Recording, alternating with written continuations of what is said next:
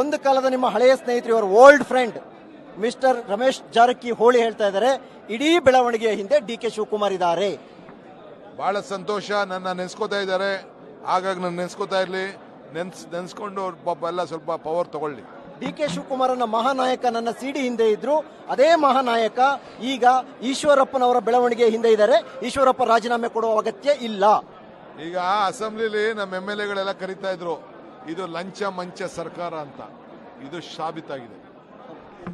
ಅದರ ಸಿಬಿಐ ಕೊಡಬೇಕು. ಈಶ್ವರಪ್ಪನವರ ಪ್ರಕರಣ ಇರ್ಬೋದು, ನನ್ನ ಸಿಡಿ ಪ್ರಕರಣ ಇರ್ಬೋದು, ಎರಡೂ ಸಿಬಿಐ ಕೊಡ್ಲಿ ಅಂತ ಹೇಳಿದ್ದಾರೆ. ಫಸ್ಟ್ ಅವ್ರಿಗೆ ಅಭಿನಯಿಸ್ತೀನಿ, ಅದನ್ನ ಕ್ಯಾಬಿನೆಟ್ ಅಲ್ಲಿ ಇಟ್ಬಿಟ್ಟು ಫಸ್ಟ್ ಅದನ್ನ ಮಾಡಿಸ್ಲಿ. ಸರ್, ಈಗ ಆರೋಪ ಪ್ರತ್ಯಾರೋಪ ಬೇರೆ ಸರ್. ಅಂತಿಮವಾಗಿ ಸೋಮವಾರ ದಾಖಲೆ ಬಿಡುಗಡೆ ಆಗುತ್ತಂತೆ ಡಿ ಕೆ ಶಿವಕುಮಾರ್ ಅವರ ವಿರುದ್ಧ.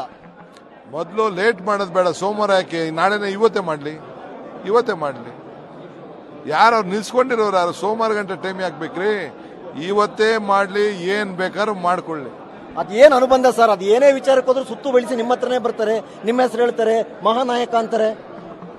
ನನ್ನ ನೆನೆಸ್ಕೊಳ್ಳಿಲ್ಲ ಅಂದ್ರೆ ಕೆಲವರಿಗೆ ತಾಕತ್ ಬರುದಿಲ್ಲ ರೀ, ನಿದ್ರೆ ಬರುದಿಲ್ಲ. ನನ್ನ ನೆನೆಸ್ಕೊತಾ ಇರಬೇಕು. ನೆನೆಸ್ಕೊಳ್ಳಿ ಬಿಡಿ.